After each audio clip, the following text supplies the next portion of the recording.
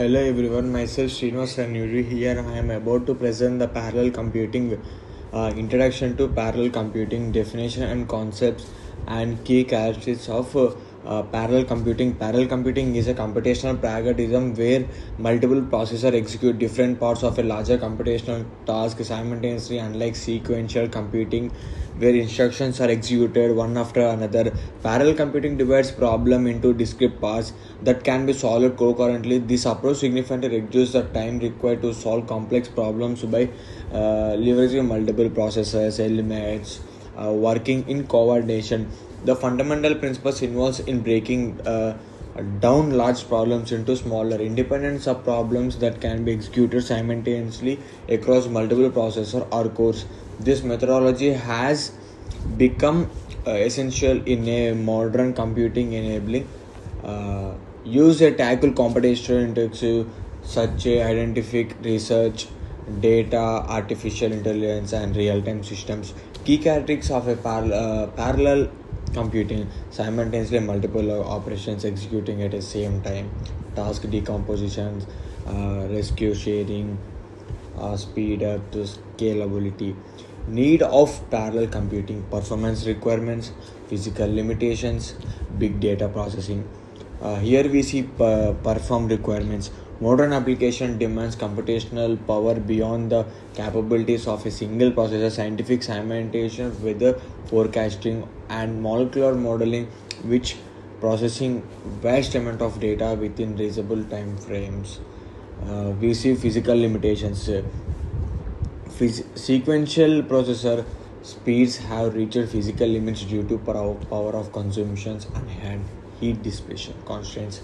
More law, which predicted exponential growth in processor speeds, has shut down. Parallel computing offers an alternative path to increase computational power by reducing processor into multiple faster individual processor. Here we see big data processing.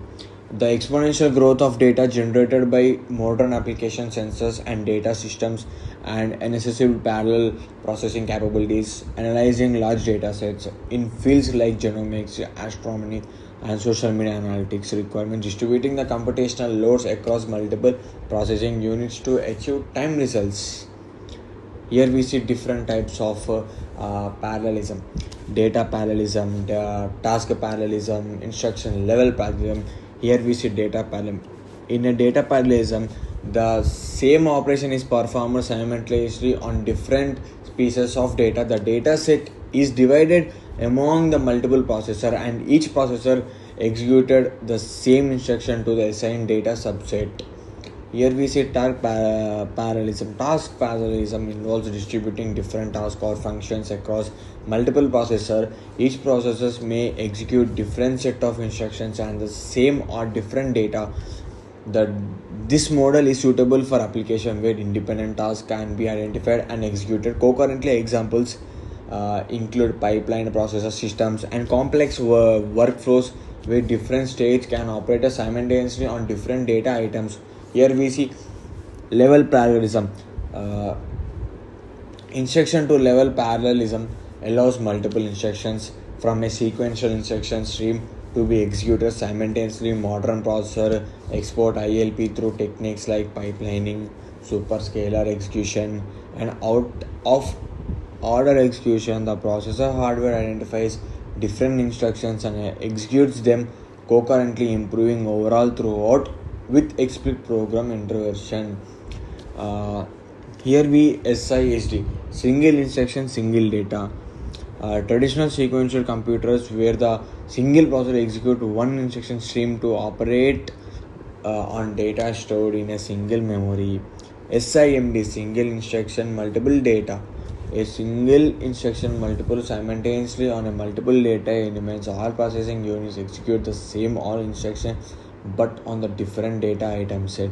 Here we see MISD, multiple instructions data set, single data. Multiple processors execute different instructions on the same data stream. This architecture is rarely used to practice but can be found in some fault tolerant systems where different processor performs different operations on the same data for a verification purpose. Here we see MIMD, multiple instructions, multiple data. The most versatile and commonly used parallel architecture where multiple processors execute different instructions and different data streams. This category includes most modern parallel computers, multi-core processors, and distributed computing systems. Processor can be independently or cooperatively on different parts of a problem. Parallel programming platforms, shared memory systems, distributed memory systems. Here we see shared memory systems. In shared memory architecture, all processors have access to a common global memory space.